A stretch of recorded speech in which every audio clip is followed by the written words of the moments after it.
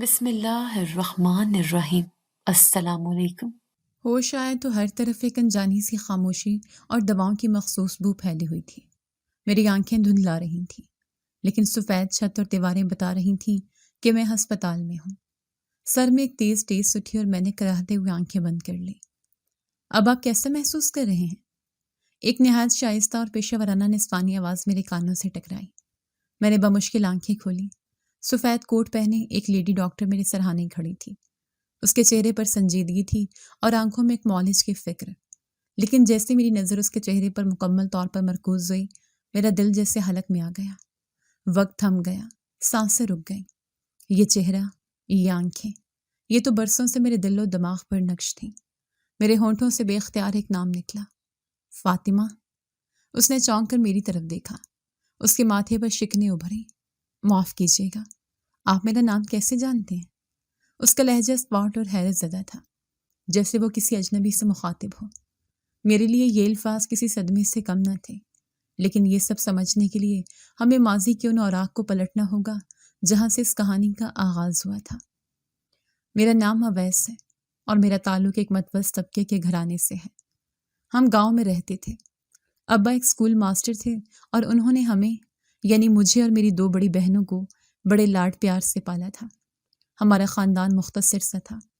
ابا 2 بھائی تھے اور میرے چچا شروع سے ہی اپنے شہر میں مقیم تھے، کیونکہ انہوں نے اپنی پسند سے ایک شہری لڑکی سے شادی کر لی تھی جو ہمارے گھر والوں کو قبول نہ تھی۔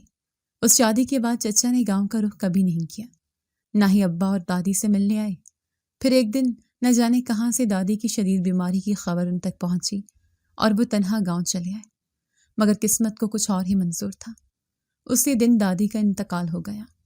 دادی کی تدفین کے بعد چچا ایک لفظ کہے بغیر واپس شہر لوٹ گئے۔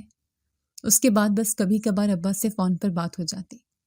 کئی ماہ گزر گئے اور پھر ایک دن شہر سے وہ خبر آئی جس نے ہمارے گھر کی بنیادیں ہلا دی۔ ایکسیڈنٹ میں چچا اور چچی دونوں کا انتقال ہو گیا تھا۔ ابا صدمے کی حالت میں شہر کے لیے روانہ ہوئے تو ہم سب بھی ان کے پیچھے پیچھے چلے گئے۔ وہاں جا کر معلوم ہوا کہ چچا کی ایک بیٹی بھی ہے، فاطمہ، جس کا ذہنی توازن ٹھیک نہیں۔ وہ ایک کونے میں خاموشی سے بیٹھی تھی اور کبھی کبھی بچوں جیسی عجیب حرکتیں کرنے لگتی۔ چچا چچی کے کفن دفن کے بعد ابا کی نظر جب اپنی یتیم بھتیجی پر پڑی تو ان کا دل ترس سے بھر گیا۔ اماں اسے ساتھ لانے پر بالکل بھی تیار نہ تھی۔ ان کا کہنا تھا اس کے ننیال والے ہوں گے، وہیں چھوڑاتے ہیں، کہاں ہم اس پاگل کو سنبھالتے پھریں گے۔ فاطمہ کو لوگ پاگل کہہ رہے تھے، لیکن وہ بے حد خوبصورت اور معصوم تھی۔ ابا اسے کسی صورت اکیلا نہیں چھوڑنا چاہتے تھے۔ چچی کے گھر والے بھی اس شادی پر راضی نہ تھے، اس لیے ان سے بھی کوئی امید نہ تھی۔ آخرکار ابا اپنی یتیم فریجی فاطمہ کو اپنے ساتھ گاؤں لے آئے۔ گاؤں میں یہ بات جنگل کی آگ کی طرح پھیل گئی کہ ابا اپنے بھائی کی پاگل بیٹی کو گھر لے آئے ہیں۔ لوگ تجسس کے مارے اسے دیکھنے آتے، عورتیں آپس میں باتیں کرتی۔ دیکھو تو، ماں باپ کا دل دکھانے کا یہی انجام ہوتا ہے، بیٹی پاگل پیدا ہوئی۔ اماں کو بھی فاطمہ پر شدید غصہ آتا تھا۔ فاطمہ کی عادتیں بالکل 3-4 سال کے بچوں جیسی تھیں۔ وہ چھوٹی چھوٹی باتوں پر تالیاں بجاتی، خوش ہوتی اور کبھی کبھی ضد کرنے لگتی۔ میری بڑی بہن علینا شادی شدہ تھی۔ ایک دن فاطمہ نے اس کی بیٹی کا فیڈر اٹھا کر اپنے منہ میں ڈال دیا۔ اس بات پر آپا نے اسے اتنی بے دردی سے مارا کہ وہ سہم کرے کونے میں دبک کر بیٹھ گئی۔ ابا گھر پر نہیں تھے۔ آپا چیخ رہی تھی، نہ جانے کہاں سے یہ مصیبت اٹھا لائے ہیں ابا، اتنی بڑی ہو گئی ہے اور حرکتیں دیکھو، میری بچی کا فیڈر خراب کر دیا۔ اماں بھی اس کی ذرا ذرا سی غلطی پر اسے مارنے پیٹنے لگتی۔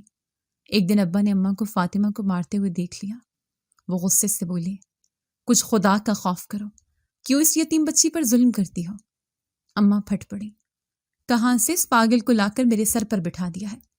ایسے لوگوں کی جگہ پاگل خانہ ہوتی ہے، گھر نہیں۔ اس نے میرا پورا گھر تہس نہس کر دیا ہے، مجھ سے یہ برداشت نہیں ہوتی۔ اگلے ہی دن محلے کی ایک عورت اماں کے پاس آئی اور کہنے لگی، ارے کیوں رکھا ہے اس پاگل کو؟ کل گلی کے بچے اسے پتھر مار رہے تھے، پورے محلے میں تمہارا مذاق اڑتا ہے، اسے کہیں پاگل خانے چھوڑا۔ اماں بولی، اس کے تایا کو بہت لاڈلی ہے، وہ نہیں جانے دیتے۔ عورت نے مشورہ دیا، تو شوہر کو بتائے بغیر چھوڑا؟ مجھے ایک پاگل خانے کا پتہ معلوم ہے۔ میں یہ سب سن رہا تھا اور میرا خون کھول اٹھا۔ میں نے فوراً اماں سے پوچھا کہ یہ کیا باتیں ہو رہی ہیں، تو وہ الٹا مجھ پر ہی برس پڑی۔ بڑا آیا باپ کا حمایتی، کیا لگتی ہے یہ تیری؟ اتنی دیر میں ابا بھی گھر آ گئے اور میں نے انہیں اماں کے ارادوں کے بارے میں سب کچھ بتا دیا۔ ابا کا چہرہ غصے اور بے بسی کی ملی جلی کیفیت سے تمتما رہا تھا۔ وہ کچھ دیر خاموش رہے، پھر میرا ہاتھ پکڑ کر اپنے ساتھ کمرے میں لے گئے۔ ان کی آنکھوں میں ایک ایسے التجا تھی جو میں پہلے کبھی نہ دیکھی تھی۔ انہوں نے مجھے اپنے پاس بٹھایا اور ایک گہری سانس لے کر بولے، بیٹا میں تم سے ایک بہت ضروری بات کرنا چاہتا ہوں۔ ان کے لہجے کی سنجیدگی نے مجھے بھی متفکر کر دیا۔ جی ابا کہیں۔ میں جانتا ہوں تو میرا اکلوتا بیٹا ہے، سمجھدار ہے اور عقل مند ہے۔ انہوں نے ایک لمحے کو توقف کیا جیسے الفاظ مجتمع کر رہے ہوں۔ بیٹا جسے سب پاگل سمجھ رہے ہیں یہ پاگل نہیں، اسے صرف پیار اور توجہ کی ضرورت ہے، یہ ٹھیک ہو جائے گی۔ میں نے اس بات میں سر ہلایا۔ جی ابا میں جانتا ہوں، فاطمہ بہت سی باتیں سمجھ لیتی ہے، اسے سچ میں توجہ اور پیار کی ضرورت ہے۔ ابا کی آنکھوں میں ایک امید کی کرن چمکی۔ تو میرا ایک کام کرے گا، میرا مان رکھے گا؟ انہوں نے میرے دونوں ہاتھ اپنے کانپتے ہاتھوں میں تھام لیے۔ تو فاطمہ سے نکاح کر لے۔ یہ الفاظ نہیں تھے، میرے سر پر گرا ایک بم تھا۔ ایک لمحے کے لیے کمرے میں مکمل سناٹا چھا گیا۔ مجھے لگا جیسے میری سماعت جواب دے گئی ہو۔ میں ایک یونیورسٹی کا طالب علم جس کے اپنے کچھ خواب تھے، اپنی زندگی کے کچھ منصوبے تھے، اور ایک ایسی لڑکی سے نکاح کر لوں جسے سارا زمانہ پاگل کہتا ہے۔ ابا یہ آپ کیا کہہ رہے ہیں؟ میری آواز بمشکل نکلی۔ میں ٹھیک کہہ رہا ہوں بیٹا۔ ان کے لہجے میں اب بے بسی نمایاں تھی۔ اس کے علاوہ کوئی اور راستہ نہیں، تمہاری ماں اسے پاگل خانے بھیج کر ہی دم لے گی۔ میں اپنے بھائی کی امانت میں خیانت نہیں کر سکتا۔ اگر تم اسے اپنی حفاظت میں لے لو گے تو کوئی اس کی طرف میلی آنکھ سے دیکھنے کی جرت بھی نہیں کرے گا۔ وہ اس گھر میں عزت سے رہ سکے گی۔ میں خاموش ہو گیا۔ میرے ذہن میں ایک طوفان برپا تھا۔ ایک طرف ابا کی مجبور صورت، ان کے بندھے ہوئے ہاتھ، اور دوسری طرف فاطمہ کا وہ معصوم چہرہ جو ہر ظلم سہ کر بھی کونے میں دبک جاتا تھا۔ مجھے وہ منظر یاد آیا جو محلے کے بچے اسے پتھر مار رہے تھے، اور وہ تکلیف سے رونے کی بجائے انہیں حیرت سے دیکھ رہی تھی، جیسے اسے سمجھ ہی نہ رہا ہو کہ اس کے ساتھ ایسا کیوں ہو رہا ہے۔ پھر آپا کا اسے بے دردی سے مارنا یاد آیا۔ میرا دل کٹ کر رہ گیا، لیکن دوسری طرف میرا مستقبل تھا، میرے دوست، میری یونیورسٹی، میرا کیریئر۔ لوگ کیا کہیں گے؟ میں ایک پاگل لڑکی کے ساتھ اپنی پوری زندگی کیسے گزاروں گا؟ میں کوئی جواب دیے بغیر اٹھا اور کمرے سے باہر چلا گیا۔ ابا نے مجھے روکا نہیں، لیکن ان کی آنکھوں میں جو مایوسی تھی وہ مجھ سے دیکھی نہیں جا رہی تھی۔ رات بھر مجھے نیند نہیں آئی۔ میں اپنے کمرے میں ٹہلتا رہا۔ جب بھی آنکھیں بند کرتا، فاطمہ کا مسکراتا، تالیاں بجاتا چہرہ سامنے آ جاتا۔ وہ پاگل نہیں تھی، وہ صرف ایک بچی تھی جو ایک بڑے جسم میں قید تھی، جس کا ذہن اپنے ماں باپ کی موت کے صدمے میں کہیں ٹھہر گیا تھا۔ میں نے سوچا اگر میں نے انکار کر دیا تو اماں اسے سچ میں پاگل خانے بھجوا دیں گی۔ وہاں اس کے ساتھ کیا سلوک ہوگا؟ یہ سوچ کر ہی میری روح کانپ گئی۔ کیا میں ساری زندگی اس بوجھ کے ساتھ جی پاؤں گا کہ میں ایک معصوم کو بچا سکتا تھا اور میں نے نہیں بچایا؟ شاید یہی میری زندگی کا سب سے بڑا امتحان تھا۔ آخرکار بہت سوچ بچار کے بعد میں نے ایک فیصلہ کیا، ایک ایسا فیصلہ جو میری زندگی کو ہمیشہ کے لیے بدلنے والا تھا۔ اگلی صبح میں سیدھا ابا کے کمرے میں گیا۔ اماں بھی وہیں بیٹھی تھی۔ میں نے ابا کی طرف دیکھا اور پرسکون لہجے میں کہا، ابا میں فاطمہ سے نکاح کے لیے تیار ہوں۔ یہ سننا تھا کہ اماں اپنی جگہ سے اچھل پڑیں۔ اویس یہ تو کیا کہہ رہا ہے؟ مجھے لگتا ہے تیرا بھی دماغ خراب ہو گیا ہے۔ تو اس پاگل سے شادی کرے گا؟ میرا اکلوتا بیٹا ہے، میں تیری زندگی برباد نہیں ہونے دوں گی۔ میں کبھی بھی اس پاگل فاطمہ سے تیری شادی نہیں ہونے دوں گی۔ وہ چیخ رہی تھیں اور ان کا چہرہ غصے سے لال تھا۔ اس سے پہلے کہ ابا کچھ کہتے میں بول پڑا، اماں یہ میری زندگی ہے اور یہ فیصلہ میرا اپنا ہے، مجھ پر کسی کی کوئی زبردستی نہیں، اور میں نے کہہ دیا ہے کہ میں فاطمہ سے نکاح کروں گا تو کروں گا۔ میرے لہجے میں اتنی مضبوطی تھی کہ اماں ایک پل کے لیے ساکت رہ گئیں، لیکن وہ ہار ماننے والی نہیں تھی۔ انہوں نے فوراً فون اٹھایا اور میری دونوں بہنوں کو بلا لیا۔ اگلے ہی دن دونوں بہنیں آ پہنچیں اور آتے ہی مجھ سے لڑنا شروع کر دیا۔ پاگل ہو گیا تو اویس؟ ہم نے تیری شادی کے کتنے ارمان سجائے تھے اور تو اس پاگل سے شادی کر کے اپنی زندگی خراب کرنے جا رہا ہے۔ میں نے ان کی طرف دیکھا اور سکون سے جواب دیا، آپا، جس زندگی کو آپ خراب ہونا کہہ رہی ہیں، ہو سکتا ہے وہی میری زندگی کی سب سے بڑی نیکی بن جائے۔ میں نے فیصلہ کر لیا ہے اور اب میں پیچھے نہیں ہٹوں گا۔ میری ضد اور ابا کی خاموش حمایت دیکھ کر سب بے بس ہو گئے۔ ابا اس کام میں مزید تاخیر نہیں کرنا چاہتے تھے۔ انہیں ڈر تھا کہ اماں کوئی نیا منصوبہ نہ بنا لیں۔ انہوں نے فوراً محلے کی کما مسجد اور 2-4 معزز لوگوں کو بلا کر اسی دن سادگی سے نکاح کی تیاری شروع کر دی۔ فاطمہ کو ان سب باتوں سے کوئی غرض نہ تھی۔ اسے جب سرخ رنگ کا جوڑا پہنایا گیا تو وہ خوشی سے تالیاں بجانے لگی۔ وہ پورے گھر میں بھاگتی پھر رہی تھی۔ کبھی میرے سامنے آ کر کہتی، اویس بھائی، میرے دلہا ہیں، تم میرے دلہے ہو نا؟ میں تمہاری دلہن ہوں۔ اس کی معصوم باتوں پر وہاں بیٹھے لوگ ایک دوسرے کو دیکھ کر معنی خیز انداز میں مسکرا رہے تھے۔ کوئی کہہ رہا تھا، لڑکا تو سمجھدار لگتا ہے، پتہ نہیں کس لالچ میں آ کر اس پاگل سے نکاح کر رہا ہے۔ لیکن اس وقت مجھے لوگوں کی باتوں کی ذرا برابر بھی پرواہ نہیں تھی۔ میرا نکاح پڑھایا جا رہا تھا اور میرے کانوں میں صرف قاضی صاحب کے الفاظ گونج رہے تھے۔ جب میں نے قبول ہے کہا تو ایک لمحے کے لیے میری نظر فاطمہ پر پڑی۔ وہ تالیاں بجا کر ہنس رہی تھی۔ اس کی ہنسی میں دنیا جہان کی معصومیت تھی۔ میں نے دل ہی دل میں اللہ سے دعا کی، اے اللہ، میں نے یہ فیصلہ صرف تیری رضا اور اس معصوم کی حفاظت کے لیے کیا ہے۔ مجھے اس پر ثابت قدم رکھنا اور میرے اس فیصلے کو میرے اور اس کے حق میں بہترین کر دے۔ نکاح ہو چکا تھا۔ فاطمہ اب قانونی اور شرعی طور پر میری بیوی تھی۔ نکاح کے بعد جب میں فاطمہ کو لے کر اپنے کمرے میں داخل ہوا تو وہ کسی نئی دنیا میں آ گئی ہو۔ اس کی آنکھوں میں بچوں جیسی حیرت اور خوشی تھی۔ اس نے پورے کمرے کا جائزہ لیا، کبھی دیوار پر لگی میری تصویر کو چھوتی، کبھی میز پر پڑی کتابوں کو الٹ پلٹ کر دیکھتی۔ پھر اس کی نظر اب بستر پر پڑی اور وہ خوشی سے تالیاں بجاتی ہوئی بولی، واہ، میں اویس بھائی کے کمرے میں رہوں گی، اب میں یہیں رہوں گی نا؟ اس کی معصومیت میں میرے لبوں پر بے اختیار مسکراہٹ آ گئی۔ میں نے اس بات میں سر ہلایا۔ وہ اچھل کر بستر پر بیٹھ گئی اور نرم گدے کو ہاتھوں سے دبا کر ہنسنے لگی۔ پھر اچانک اس کا چہرہ بجھ سا گیا۔ اس نے میری طرف دیکھا۔ اس کی آواز میں خوف کا عنصر تھا۔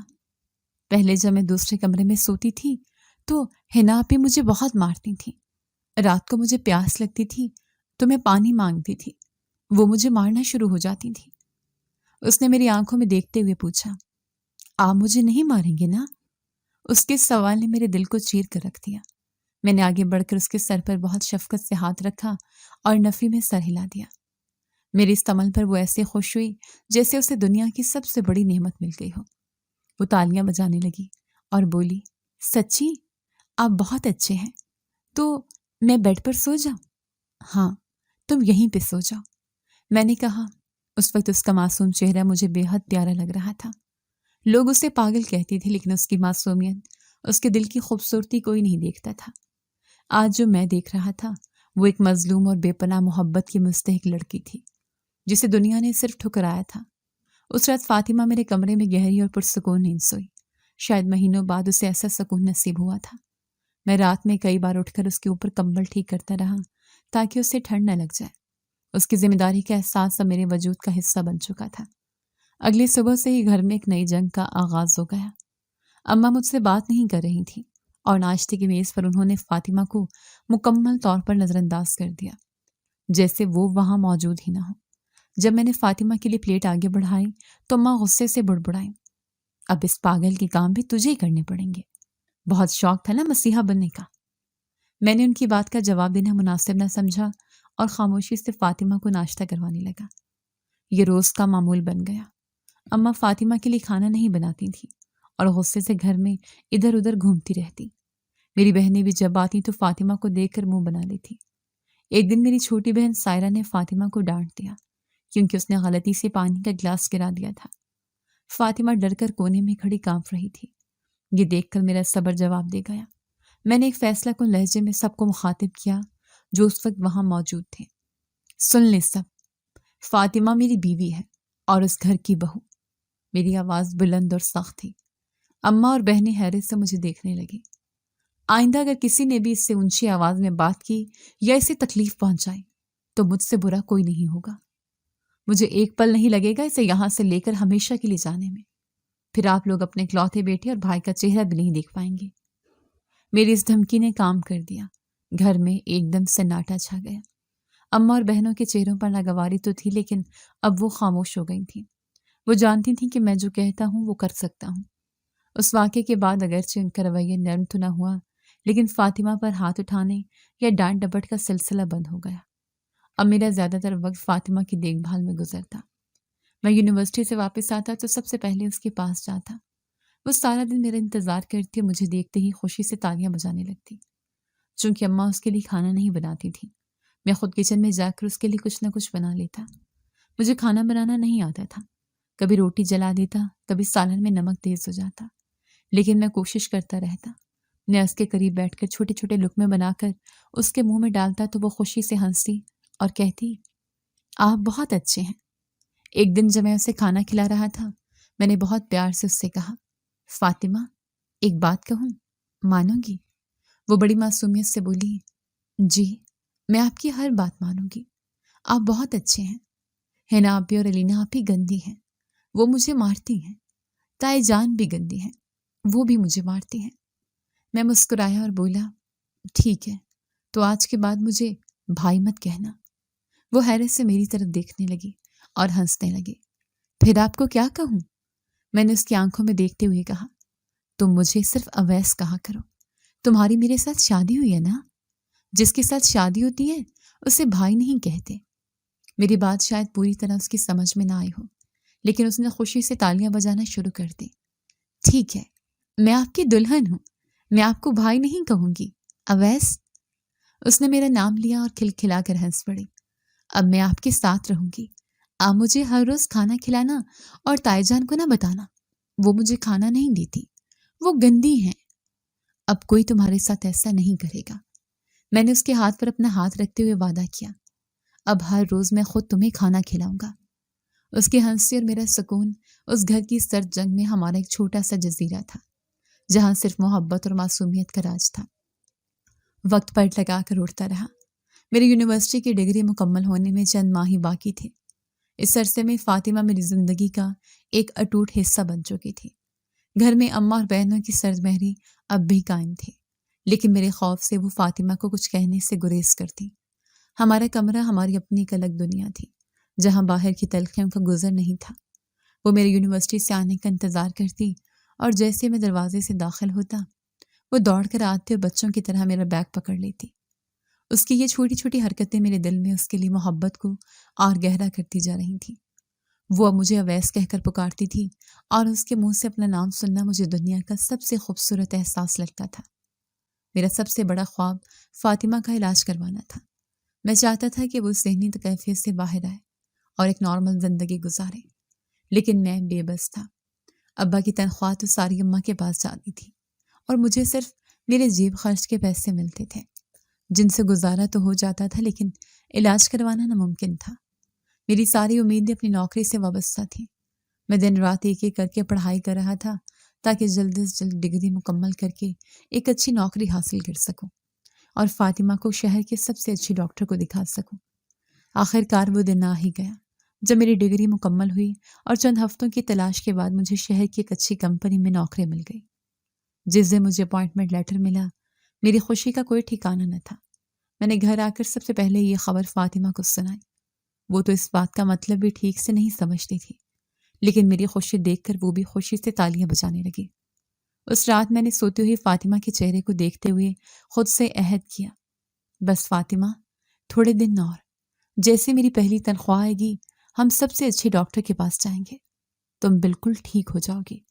ابھی نوکری لگے 1 مہینہ ہی ہوا تھا اور پہلی تنخواہ ملنے میں کچھ دن باقی تھے۔ میں اپنے ذاتی اخراجات میں سے کچھ پیسے بچا رہا تھا تاکہ فاطمہ کے لیے کوئی تحفہ لے سکوں۔ ایک شام میں اسے اپنے ہاتھوں سے کھانا کھلا رہا تھا۔ وہ بہت خوشگوار موڈ میں تھی۔ اچانک وہ مجھے دیکھ کر ہنسی اور معصومیت سے بولی، اویس آپ بہت اچھے ہو، مجھے گڑیا لے کر دو گے؟ مجھے ایک بہت پیاری سی گڑیا چاہیے۔ اس کی اس فرمائش پر میں مسکرا دیا۔ اس کی خواہشیں بھی اسی کی طرح چھوٹی چھوٹی اور معصوم تھی۔ میں نے اس کے دونوں ہاتھ اپنے ہاتھوں میں تھام لیے اور پیار سے بولا، تمہیں گڑیا چاہیے نا؟ میں تمہیں آج ہی گڑیا لے کر دوں گا۔ میرے جیب خرچ میں سے بچے ہوئے چند سو روپے میرے پاس تھے۔ میں نے سوچا کہ اس کی اتنی سی خواہش تو میں پوری کر ہی سکتا ہوں۔ میرا دل چاہتا تھا کہ میں اس کی ہر چھوٹی سے چھوٹی خوشی کو پورا کر سکوں۔ سچی؟ اس کی آنکھیں خوشی سے چمک اٹھی۔ مجھے، میں نے اس کی نقل اتارتے ہوئے کہا، اور ہم دونوں ہنس پڑے۔ میں نے اسے تیار کیا اور اپنے ساتھ بازار لے جانے کے لیے گھر سے نکلا۔ اماں نے مجھے اسے ساتھ لے جاتے دیکھا تو منہ بنا کر دوسری طرف مڑ گئیں، لیکن میں نے ان کی پرواہ نہ کی۔ فاطمہ کا ہاتھ مضبوطی سے تھامے میں اسے بازار کی طرف لے چلا۔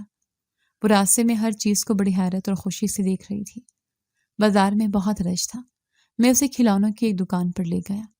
رنگ برنگی گڑیوں کو دیکھ کر اس کی آنکھیں حیرت سے پھیل گئیں۔ وہ کسی ایک گڑیا پر انگلی رکھ کر خوشی سے چیختی، پھر دوسری کی طرف اشارہ کرتی۔ آخر کار اس نے ایک سرخ فراک والی گڑیا پسند کی۔ میں نے دکاندار سے اس کا ریٹ پوچھا۔ قیمت میری جیب میں موجود رقم سے تھوڑی زیادہ تھی۔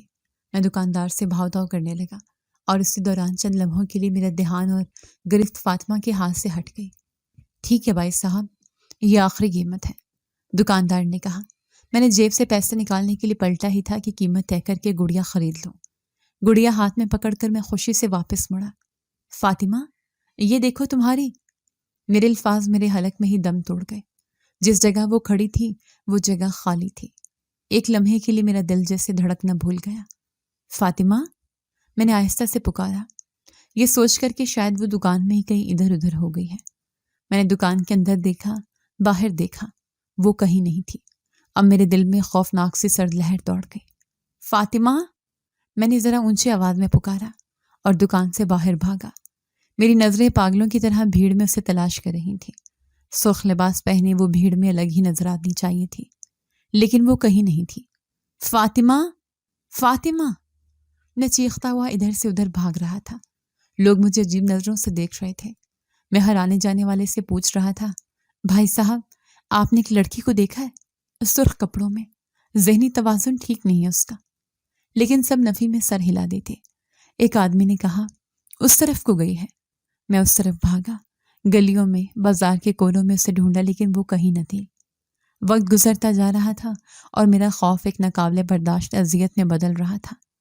وہ بہت معصوم ہے، دنیا کی اونچ نیچ سے ناواقف، کہیں اس کے ساتھ کچھ برا نہ ہو جائے۔ یہ سوچ میرے دماغ میں ہتھوڑے کی طرح لگ رہی تھی۔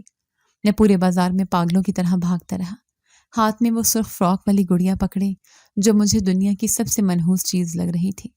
میری دنیا، میری ذمہ داری، میری معصوم فاطمہ بھیڑ بھرے بازار میں کہیں کھو گئی تھی۔ وقت جیسے تھم گیا تھا۔ بازار کا شور، لوگوں کی آوازیں، گاڑیوں کے ہارن، سب کچھ میرے لیے بے معنی ہو چکا تھا۔ میں تھک ہار کر ایک جگہ بیٹھ گیا۔ آنکھوں سے آنسو رواں تھے۔ ابا کو کیا جواب دوں گا؟ وہ کیا سوچیں گے کہ میں ان کی امانت کی حفاظت نہ کر سکا؟ لیکن سب سے بڑھ کر مجھے یہ فکر کھائے جا رہی تھی کہ وہ معصوم سی جان سالم دنیا میں تنہا کیا کر رہی ہوگی، کس حال میں ہوگی۔ یہ سوچ ہی میری روح کو زخمی کرنے کے لیے کافی تھی۔ آخر کار کامتے ہاتھوں سے میں نے فون نکالا اور ابا کو کال کی۔ میری آواز گلے میں ہی گھٹ رہی تھی۔ ہلو، ابا کی آواز آئی۔ ابا، وہ فاطمہ! میں صرف اتنا ہی کہہ سکا اور پھوٹ پھوٹ کر رو پڑا۔ کیا ہوا اویس؟ خیریت تو ہے؟ فاطمہ کو کیا ہوا؟ ابا کی آواز میں شدید پریشانی تھی۔ ابا، وہ بازار میں کہیں کھو گئی ہے، مجھے نہیں مل رہی۔ میں نے ہر جگہ ڈھونڈا۔ فون کی دوسری طرف ایک لمحے کے لیے خاموشی چھا گئی۔ پھر ابا کی تھکی ہوئی آواز آئی، تم وہیں رکو، میں ابھی پہنچتا ہوں۔ کچھ ہی دیر میں ابا وہاں پہنچ گئے۔ ان کا چہرہ زرد پڑا ہوا تھا، لیکن انہوں نے مجھے تسلی دی۔ حوصلہ رکھو بیٹا، مل جائے گی، اللہ خیر کرے گا۔ اس رات ہم دونوں نے مل کر شہر کی گلیاں چھان ماری، لیکن فاطمہ کا کوئی سراغ نہ ملا۔ آخر کار ہم قریبی تھانے میں اس کی گمشدگی کی رپورٹ درج کروانے گئے۔ وہاں بیٹھا منشی ہمیں ایسے دیکھ رہا تھا جیسے ہم کوئی تماشا کرنے آئے ہوں۔ نام کیا ہے لڑکی کا؟ فاطمہ۔ عمر 18 سال۔ تصویر ہے کوئی؟ میں نے نفی میں سر ہلایا۔ میرے پاس اس کی کوئی تصویر نہیں تھی۔ مجھے اس لمحے خود سے شدید نفرت محسوس ہوئی۔ حوالہ؟ کیسے دکھتی ہے؟ میں نے اس کا حلیہ بتایا۔ گورا رنگ، بڑی بڑی آنکھیں، سرخ کپڑے پہنے ہوئے تھے۔ منشی نے رجسٹر میں کچھ لکھتے ہوئے بے پرواہی سے پوچھا، دماغی حالت کیسی تھی؟ کسی کے ساتھ بھاگ تو نہیں گئی؟ اس کا آخری سوال میرے سینے میں تیر کی طرح لگا۔ نہیں، میں غصے سے چیخا۔ اس کا ذہنی توازن ٹھیک نہیں تھا۔ وہ بچوں جیسی تھی، وہ کہیں نہیں بھاگ سکتی۔ ابا نے میرا کندھا دبا کر مجھے پرسکون کیا۔ ہم نے رپورٹ لکھوائی اور ایک مرے ہوئے بوجھل دل کے ساتھ گھر واپس آئے۔ گھر پہنچے تو اماں جاگ رہی تھی۔ ہمیں خالی ہاتھ دیکھ کر ان کے چہرے پر جو اطمینان کی ہلکی سی جھلک آئی وہ مجھ سے چھپی نہ رہ سکی۔ آ گئے؟ مل گئی تمہاری وہ پاگل؟ ان کے لہجے میں طنز تھا۔ میں نے تو پہلے ہی کہا تھا یہ ایک مصیبت ہے، دیکھو خود ہی چلی گئی، جان چھوٹی۔ اماں، میں در سے چیخا، خدا کا خوف کرے، وہ میری بیوی ہے، آپ کی بہو ہے، آپ ایسا کیسے کہہ سکتی ہیں؟ بہو نہیں، عذاب تھی وہ، عذاب، شکر کرو خود ہی ٹل گئی۔ یہ کہہ کر وہ اپنے کمرے میں چلی گئی۔ میں وہیں دہلیز پر گر سا گیا۔ ابا نے مجھے سہارا دے کر اٹھایا۔ اس رات اس گھر میں کوئی نہیں سویا تھا۔ میں، ابا اور ہمارا مشترکہ غم جاگتے رہے۔ اگلے کئی مہینے اسی دیوانگی میں گزرے۔ میں نے اپنی نوکری کی کوئی پرواہ نہ کی۔ سارا دن شہر کی سڑکوں پر، بس اڈوں پر، ریلوے اسٹیشن پر، ہر اس جگہ جہاں کوئی لوارث مل سکتا تھا فاطمہ کو ڈھونڈتا پھرتا۔ میں نے اخبار میں اشتہار بھی دیا لیکن کوئی فون نہ آیا۔ نوکری پر مسلسل غیر حاضری کی وجہ سے آخرکار مجھے نوٹس ملا اور پھر نوکری سے نکال دیا گیا۔ مجھے اس کا بھی کوئی افسوس نہ ہوا۔ میری دنیا تو پہلے ہی لٹ چکی تھی۔ اماں خوش تھیں کہ فاطمہ کی وجہ سے لگنے والی نوکری اب نہیں رہی اور شاید اب میں ان کی بات مان کر دوسری شادی کر لوں گا۔ انہوں نے کئی بار اس موضوع پر بات کرنے کی کوشش کی لیکن میں نے انہیں صاف منع کر دیا۔ میں شادی نہیں کروں گا، مجھے امید ہے فاطمہ ضرور مل جائے گی۔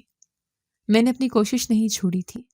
جب بھی کہیں جاتا میری نظریں بھیڑ میں اسی معصوم چہرے کو تلاش کرتی، وہ چہرہ جس سے نکاح کرتے وقت میں نے صرف ابا کی خواہش پوری کی تھی، لیکن اس کے ساتھ گزارے چند ماہ نے میرے دل میں اس کے لیے وہ مقام پیدا کر دیا تھا جو ایک مخلص شوہر کے دل میں اپنی بیوی کے لیے ہوتا ہے۔ وہ میری ذمہ داری نہیں، میری محبت بن چکی تھی، لیکن وقت کسی کے لیے نہیں رکتا۔ دن ہفتوں میں، ہفتے مہینوں میں بدلنے لگے۔ فاطمہ کی کوئی خبر نہ آئی۔ وہ ایسے غائب ہوئی جیسے کبھی تھی ہی نہیں۔ میرے کمرے میں پڑی وہ سرخ فراک والی گڑیا روز مجھے میری ناکامی کا، میری لاپرواہی کا احساس دلاتی اور میں اندر ہی اندر ٹوٹتا چلا جا رہا تھا۔ فاطمہ کو گم ہوئے کئی سال بیت چکے تھے۔ وقت ایک ایسا مرہم ہے جو گہرے سے گہرے زخم بھی بھر دیتا ہے، لیکن میرے دل پر لگا فاطمہ کی جدائی کا زخم ایک ناسور بن چکا تھا جو ہر گزرتے دن کے ساتھ مزید گہرا ہوتا جاتا۔ میں نے ابا کے کہنے پر اور گھر کی ذمہ داریاں اٹھانے کے لیے ایک نئی نوکری تو شروع کر دی تھی، لیکن میری روح آج بھی ان گلیوں میں بھٹکتی تھی جہاں میں نے فاطمہ کو کھویا تھا۔ میری زندگی ایک مشین کی طرح ہو گئی تھی۔ صبح اٹھنا، آفس جانا، شام کو تھکا ہارا گھر لوٹنا اور اپنے خالی کمرے کی تنہائی میں پناہ لینا۔ وہ سرخ فراک والی گڑیا آج بھی میرے کمرے کی میز پر اسی طرح رکھی تھی جو ہر لمحے مجھے میری غفلت کا تانا دیتی تھی۔ میں اکثر راتوں کو اٹھ کر اس سے باتیں کرتا۔ کہاں ہو تم فاطمہ؟ کہاں تم زندہ بھی ہو؟ کیا تم کبھی میری یاد آتی ہے؟ لیکن جواب میں صرف ایک گہرا اذیتناک سناٹا ہوتا۔ اس عرصے میں ابا کی صحت بہت بگڑ گئی۔ فاطمہ کا غم انہیں اندر ہی اندر کھا گیا تھا۔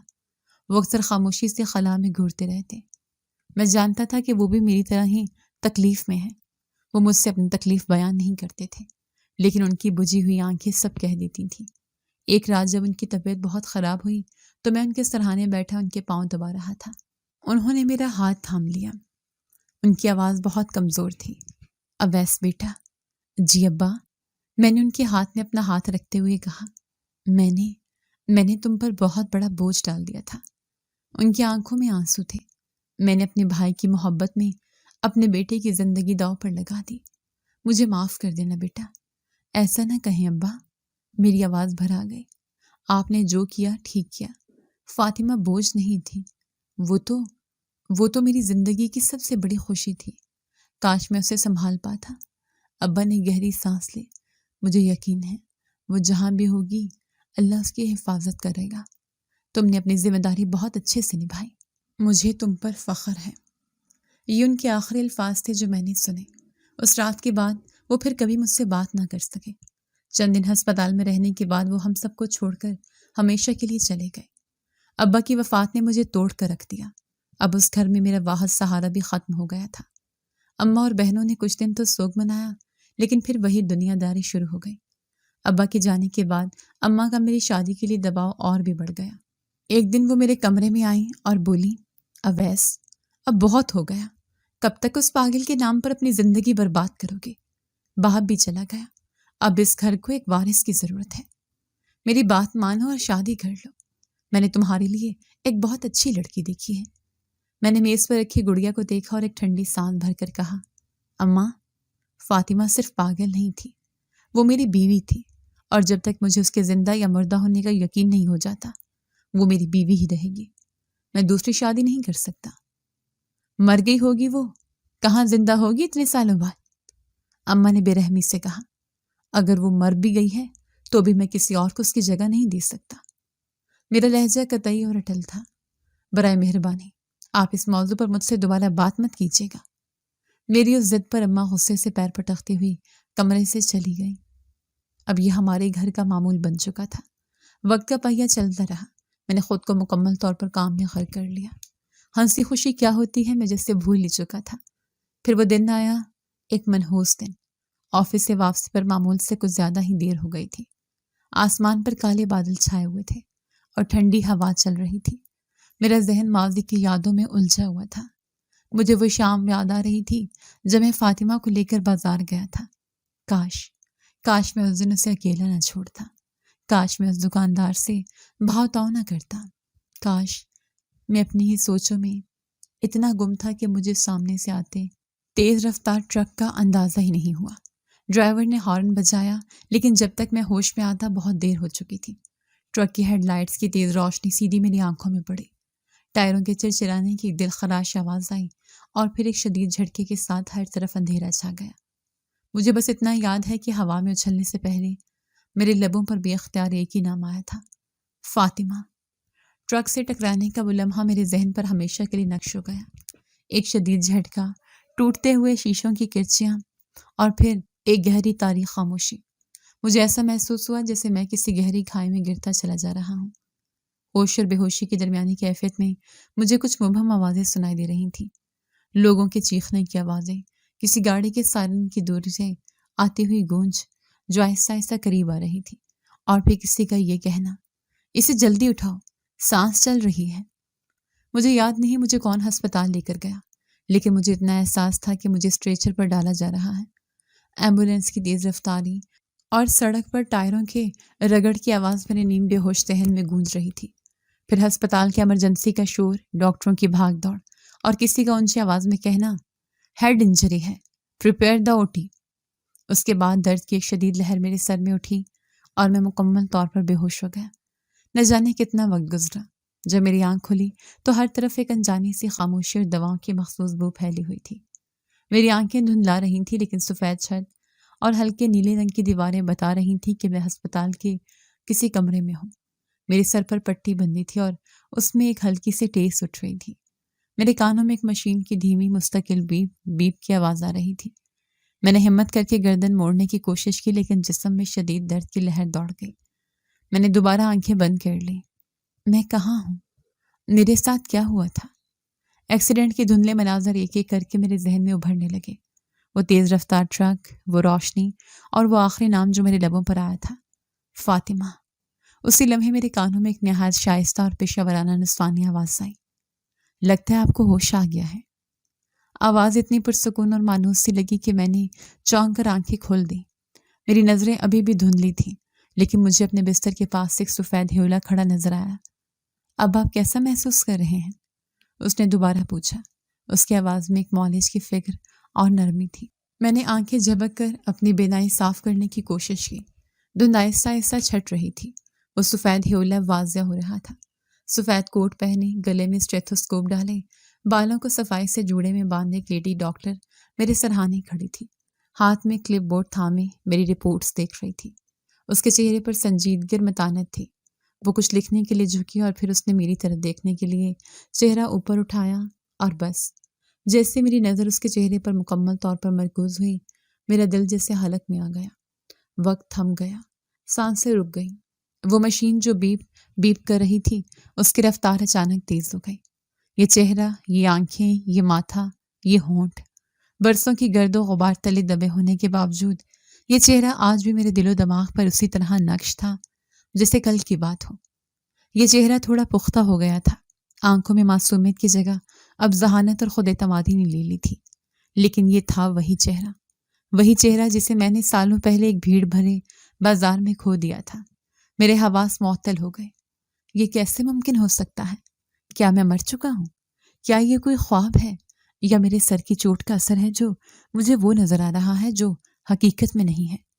اس نے میری حالت اور مشین کی تیز ہوتی آواز کو محسوس کر لیا تھا۔ کیا آپ ٹھیک ہیں؟ کیا آپ کو کہیں زیادہ تکلیف ہو رہی ہے؟ اس نے فکر مندی سے پوچھا اور میرا ہاتھ تھام کر میری نبض چیک کرنے لگی۔ اس کا لمس، وہی مانوس لمس میرے پورے وجود میں ایک بجلی سی دوڑ گئی۔ نہیں، یہ خواب نہیں ہو سکتا، یہ وہم نہیں ہو سکتا۔ میرے ہونٹ کام پہ، سالوں کا درد، سالوں کی تلاش، سالوں کی تنہائی، سب کچھ آنسو بن کر میری آنکھوں میں امڈ آیا۔ میرے حلق سے ایک ٹوٹی ہوئی گھٹی ہوئی سرگوشی نکلی جو اس کمرے کی خاموشی میں ایک دھماکے کی طرح گونجی۔ فاطمہ۔ میرا نام سنتے ہی وہ جو میری نبض دیکھ رہی تھی ایک دم ٹھٹک گئی۔ اس نے چونک کر اپنا ہاتھ پیچھے سے کھینچ لیا اور حیرت اور الجھن کے ملے جلے تاثرات سے میری طرف دیکھنے لگی۔ اس کے ماتھے پر گہری شکنیں ابھر آئیں۔ اس کی آنکھوں میں پہچان کی کوئی رمق نہیں تھی، صرف ایک اجنبیت اور شدید حیرانی تھی۔ معاف کیجیے گا۔ اس کا لہجہ اسپاٹ اور حیرت زدہ تھا۔ آپ میرا نام کیسے جانتے ہیں؟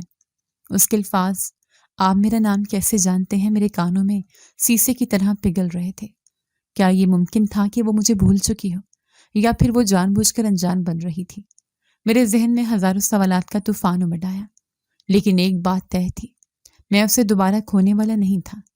میں نے بستر سے اٹھنے کی کوشش کی، سر میں اٹھنے والی شدید ٹیز کو نظر انداز کرتے ہوئے۔ فاطمہ، یہ تم کیا کہہ رہی ہو؟ میں اویس ہوں، تمہارا شوہر۔ اس نے ایک قدم پیچھے ہٹایا۔ اس کے چہرے پر پیشہ ورانہ سنجیدگی لوٹ آئی، لیکن اس کی آنکھوں میں ایک لمحے کے لیے جو الجھن میں نے دیکھی تھی وہ مجھ سے چھپی نہ رہ سکی۔ دیکھیے مسٹر اویس، اس نے کلپ بورڈ دیکھتے ہوئے میرا نام پڑھا۔ آپ کے سر پر گہری چوٹ لگی ہے، اسے پوسٹ ٹرامیٹک کنفیوژن کہتے ہیں۔ اکثر مریض ایکسیڈنٹ کے بعد ایسی باتیں کرتے ہیں جو حقیقت پر مبنی نہیں ہوتی۔ آپ کو آرام کی سخت ضرورت ہے۔ میں کنفیوژن کا شکار نہیں ہوں۔ میری آواز میں اب شدت آ گئی تھی۔ میں تمہیں اچھی طرح جانتا ہوں۔ تم فاطمہ ہو، میرے چچا کی بیٹی۔ تمہارے ماں باپ کا انتقال ایک ایکسیڈنٹ میں ہوا تھا اور تم ہمارے ساتھ گاؤں میں رہتی تھی۔ میرے ہر لفظ کے ساتھ اس کے چہرے کا رنگ بدل رہا تھا۔ اس نے اپنے تاثرات پر قابو پانے کی بھرپور کوشش کی، لیکن اس کے ہاتھ ہلکے سے کانپ رہے تھے۔ آپ کو مکمل آرام کرنا چاہیے، میں نرس کو بھیجتی ہوں۔ وہ یہ کہہ کر تیزی سے دروازے کی طرف مڑی۔ حنا بھی تمہیں مارتی تھی، میں نے بلند آواز میں کہا، جب تم ان کی بیٹی کا فیڈر منہ میں ڈال لیتی تھی۔ یہ سننا تھا کہ دروازے کی طرف بڑھتے اس کے قدم وہیں جم گئے۔ اس کا ہاتھ دروازے کے ہینڈل پر تھا، لیکن وہ پتھر کی مورت بن چکی تھی۔ اس نے پلٹ کر مجھے نہیں دیکھا، لیکن اس کا ساکت وجود اس بات کی گواہی دے رہا تھا کہ میرا تیر نشانے پر لگا تھا۔ تم ایک گڑیا مانگتی تھی مجھ سے، میں نے ٹوٹی ہوئی آواز میں کہنا جاری رکھا۔ سرخ فراق والی گڑیا، میں تمہیں وہی دلوانے بازار لے گیا تھا اور وہیں تم مجھ سے کھو گئی تھی۔ میں آج تک خود کو اس بات کے لیے معاف نہیں کر سکا۔ اس کے کندھے ہلکے سے کانپے۔ چند لمحوں کی مکمل خاموشی کے بعد وہ بغیر ایک لفظ کہے اور بغیر میری طرف دیکھے تیزی سے دروازہ کھول کر کمرے سے باہر نکل گئی۔ میں بستر پر گر سا گیا۔ وہ فاطمہ ہی تھی۔ وہ سب کچھ جانتی تھی، لیکن وہ مان کیوں نہیں رہی تھی؟ کیا وہ مجھ سے نفرت کرتی ہے؟ کیا وہ اپنی پرانی زندگی کو مکمل طور پر مٹا چکی ہے؟ یا اس کے اس طرح انجان بننے کے پیچھے کوئی اور گہری وجہ چھپی ہے؟ میرا دل امید اور خوف کے درمیان جھول رہا تھا۔ امید اس بات کی کہ میں نے اسے ڈھونڈ لیا تھا، اور خوف اس بات کا کہ شاید میں اسے پا کر بھی ہمیشہ کے لیے کھو چکا تھا۔ آنکھوں سے آنسو بہ رہے تھے۔ میں نے دل ہی دل میں عہد کیا، اس بار نہیں فاطمہ، اس بار میں تمہیں کہیں نہیں جانے دوں گا۔ مجھے سچائی جاننی ہوگی، چاہے اس کے لیے مجھے کچھ بھی کرنا پڑے۔ کچھ دیر بعد ایک نرس کمرے میں داخل ہوئی اور مجھے درد کم کرنے کا انجیکشن لگایا۔ دوا کے اثر سے میری آنکھیں بوجھل ہونے لگی، لیکن میرا دماغ جاگ رہا تھا۔ میں سوتے ہوئے بھی بس ایک ہی منصوبے کے بارے میں سوچ رہا تھا، فاطمہ سے سچ اگلوانے کا منصوبہ۔ وہ میری بیوی تھی اور مجھے یہ جاننے کا پورا حق تھا کہ ان گزرے ہوئے سالوں میں اس کے ساتھ کیا ہوا تھا۔ اگلا پورا دن اذیت ناک انتظار میں گزرا۔ فاطمہ راؤنڈ پر نہیں آئی۔ اس کی جگہ ایک اور ڈاکٹر میری دیکھ بھال کے لیے مامور تھا۔ میں نے اس ڈاکٹر سے فاطمہ کے بارے میں پوچھنے کی کوشش کی تو اس نے ٹال دیا کہ ڈاکٹر فاطمہ کسی ذاتی ایمرجنسی کی وجہ سے آج چھٹی پر ہے۔ میرا دل بیٹھ گیا۔ مجھے لگا کہ وہ مجھ سے بھاگ رہی ہے، وہ دوبارہ غائب ہو جانا چاہتی ہے۔ اس رات میں سو نہیں سکا۔ ہسپتال کی خاموشی میں میرے ذہن کا شور بڑھتا جا رہا تھا۔ آدھی رات کے قریب میرے کمرے کا دروازہ بہت آہستگی سے کھلا۔ میں نے چونک کر دیکھا، دہلیز پر وہی سفید کوٹ میں ملبوس وجود کھڑا تھا، لیکن آج اس کے چہرے پر وہ پیشہ ورانہ نقاب نہیں تھا، بلکہ گہری کشمکش اور درد کے آثار تھے۔ وہ اندر داخل ہوئی اور دروازہ بند کر دیا۔ وہ میرے بستر کے پاس آ کر ایک کرسی پر بیٹھ گئی۔ کمرے میں صرف نائٹ لیمپ کی ہلکی سی روشنی تھی۔ کیوں کر رہی ہو تم میرے ساتھ ایسا فاطمہ؟ میں نے اپنی ساری ہمت جمع کر کے پوچھا۔ اس نے نظریں جھکا لی۔ اس کی آنکھوں سے دو موٹے موٹے آنسو ٹوٹ کر اس کے ہاتھوں پر گرے۔ میں گم ہو گئی تھی۔ اس کی آواز ایک سرگوشی کی طرح تھی، اور پھر اس نے گہری سانس لی اور ان کا تمام سالوں کی داستان سنانا شروع کی جو اس نے تنہا گزاری تھی۔ اس دن جب میں بازار میں آپ سے بچھڑی تو میں بہت ڈر گئی تھی۔ میں آپ کو پکارتی ہوئی ایک گلی میں نکل گئی، لیکن مجھے آپ نہیں ملے۔ میں رو رہی تھی کہ ایک گاڑی میرے پاس آ کر رکی۔ اس میں ایک بہت شفیق سی خاتون نکلی۔ انہوں نے مجھ سے میرا نام پتہ پوچھا، لیکن صدمے اور خوف کی وجہ سے میں کچھ بول نہیں پا رہی تھی۔ انہیں میری حالت دیکھ کر ترس آ گیا اور وہ مجھے اپنے ساتھ اپنے گھر لے گئیں۔ فاطمہ نے آنسو پونچھتے ہوئے اپنی بات جاری رکھی۔ ان کا نام مسز خان تھا۔ وہ ایک امیر اور بے اولاد بیوہ تھی۔ انہوں نے مجھے پاگل نہیں سمجھا، بلکہ وہ مجھے ایک ماہر نفسیات کے پاس لے گئی۔ ڈاکٹر نے بتایا کہ میں پیدائشی پاگل نہیں ہوں، بلکہ میرے والدین کی موت کے گہرے صدمے نے میری یادداشت پر اثر ڈالا ہے اور میں ذہنی طور پر اپنے بچپن میں لوٹ گئی ہوں۔ انہوں نے میرا علاج شروع کیا، دوائیں، تھراپی اور سب سے بڑھ کر مسز خان کا پیار اور شفقت۔ آہستہ آہستہ میری یادداشت واپس آنے لگی۔ مجھے سب کچھ یاد آنے لگا، اپنے ماما پاپا، ہمارا گھر، اور پھر گاؤں کی زندگی، تائی جان کی مار پیٹ اور آپ کی مہربانی بھی۔ مجھے یاد آ گیا کہ میرا آپ سے نکاح ہوا تھا۔ تو پھر تم واپس کیوں نہیں آئی؟ میں نے تڑپ کر پوچھا۔ تم جانتی نہیں ہو میں نے تمہیں کتنا ڈھونڈا۔ میں آنا چاہتی تھی، وہ روتے ہوئے بولی، بہت آنا چاہتی تھی، لیکن پھر میرے دل میں خوف بیٹھ گیا۔ مجھے تائی جان کا نفرت بھرا چہرہ یاد آتا تھا۔ میں نے سوچا اتنے سال گزر گئے ہیں، انہوں نے اب تک آپ کی دوسری شادی کروا دی ہوگی، آپ اپنی زندگی میں آگے بڑھ چکے ہوں گے۔ میں ایک پاگل لڑکی آپ کی بسی بسائی زندگی میں واپس آ کر اسے خراب نہیں کرنا چاہتی تھی۔ میں آپ کے لیے شرمندگی کا باعث نہیں بننا چاہتی تھی۔ اور محبت؟ میں نے درد بھرے لہجے میں پوچھا۔ تم نے ایک بار بھی نہیں سوچا کہ میں تم سے کتنی محبت کرتا تھا؟ کرتی تھی، اس نے سسکتے ہوئے کہا۔ اسی محبت نے مجھے آپ کی خوشی کے لیے قربانی دینے پر مجبور کیا۔ مسز خان نے مجھے بیٹی بنا لیا تھا۔ انہوں نے میری تعلیم مکمل کروائی جو میں نے ادھوری چھوڑی تھی۔ میں نے دن رات ایک کر کے پڑھا اور ڈاکٹر بن گئی تاکہ میں لوگوں کی مدد کر سکوں۔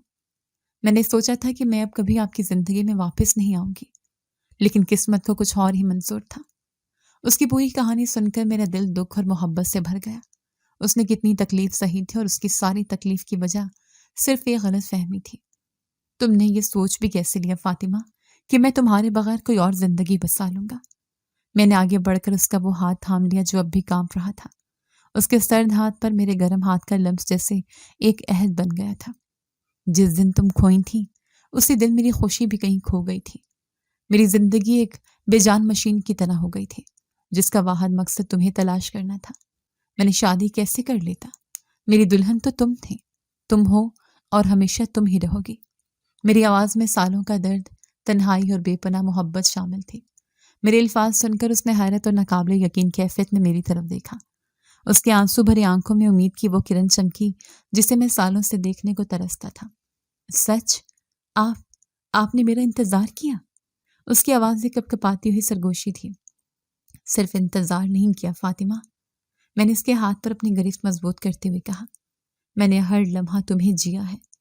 ابا بھی اسے غم میں دنیا سے چلے گئے، اماں نے لاکھوں کوششیں کی، لیکن میرا دل کسی اور کو قبول کرنے کے لیے تیار ہی نہیں تھا۔ میں آج تک تمہارا انتظار کر رہا تھا۔ یہ سننا تھا کہ وہ اپنے جذبات پر قابو نہ رکھ سکی اور پھوٹ پھوٹ کر رو پڑی۔ یہ خوشی کے آنسو تھے، سالوں کے بوجھ کے اتر جانے کے آنسو تھے۔ وہ روتی رہی اور میں خاموشی سے اس کا ہاتھ تھامے اسے اپنا سارا دکھ بہا لینے کا موقع دیتا رہا۔ جب اس کی سسکیاں کچھ کم ہوئیں تو میں نے نرمی سے کہا، اب بس، اور رونا نہیں، اب تم میرے ساتھ گھر چلو گی، تمہاری جگہ میرے پاس، میرے گھر میں ہے۔ اس نے آنسو پونچھتے ہوئے خوفزدہ نظروں سے مجھے دیکھا۔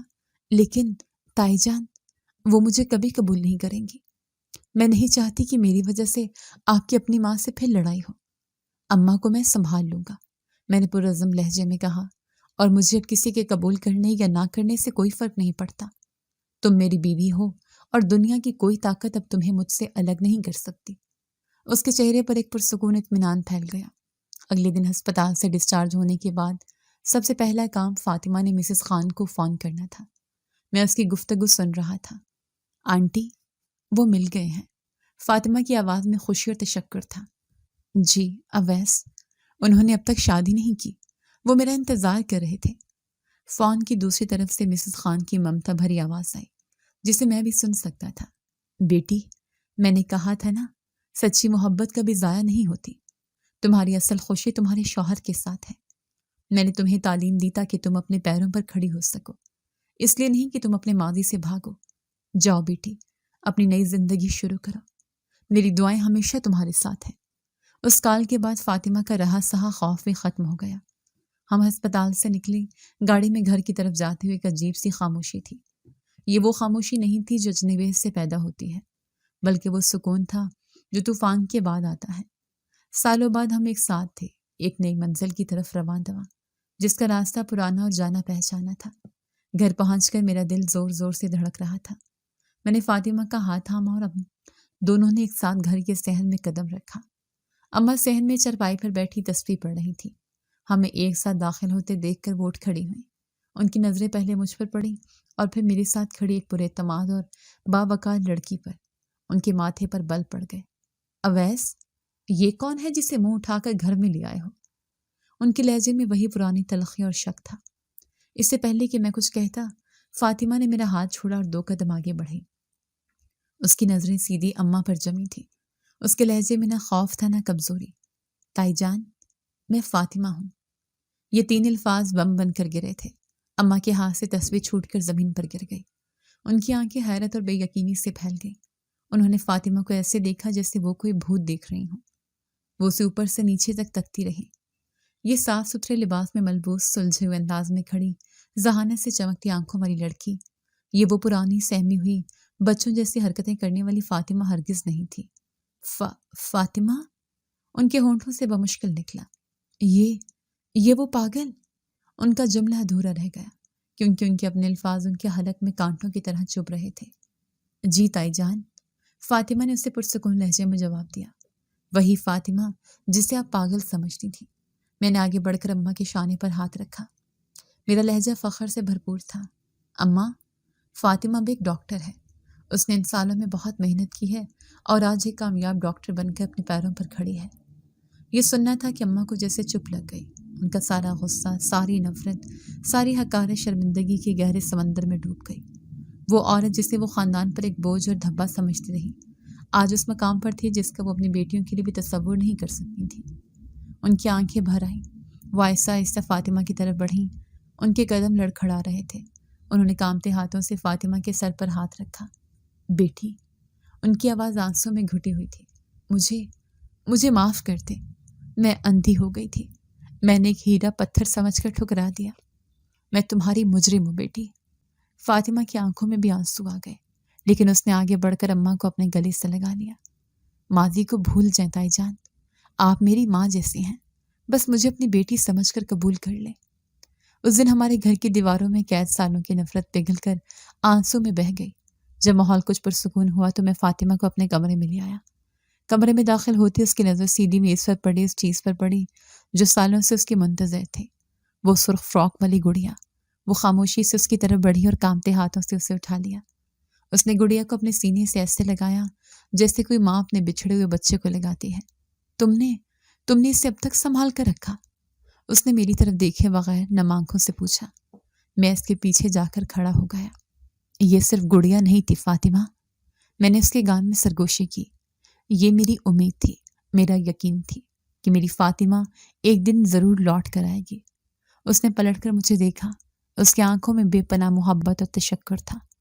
آج ہمارا بچھڑا ہوا ماضی ہمارے خوبصورت مستقبل سے مل گیا تھا۔ وہ گڑیا اب ہماری ادھوری کہانی کی نہیں، بلکہ ہماری نئی زندگی کی شروعات کی سب سے پہلی اور خوبصورت نشانی تھی۔ اس کہانی سے ہم نے یہی سیکھا کہ جیسے ہم کمزور یا پاگل سمجھ کر ٹھکرا دیتے ہیں، ممکن ہے کہ وہ محبت اور توجہ پا کر ہم سب سے آگے نکل جائے۔ ذہنی صدمے کا علاج نفرت اور طعنے نہیں، بلکہ ہمدردی اور یقین ہوتا ہے۔ سچی محبت اور صبر ہر زخم بھرنے کی طاقت رکھتے ہیں۔ جی تو دوستو، کیسی لگی آپ کو ہماری آج کی کہانی؟ اپنی رائے کا اظہار ہمارے کمنٹس باکس میں ضرور کیجیے گا، اور اگر آپ کو ہماری ویڈیو پسند آئی ہے تو کر لیجیے ہمارے چینل کو سبسکرائب، ویڈیو کو لائک اور بیل آئیکن لازمی پریس کر لیجیے تاکہ ہر نئی آنے والی ویڈیو کا نوٹیفیکیشن آپ کو بر وقت موصول ہو سکے۔ ملتے ہیں ایسی ہی ایک سبق آموز کہانی کے ساتھ، تب تک کے لیے اللہ نگہبان۔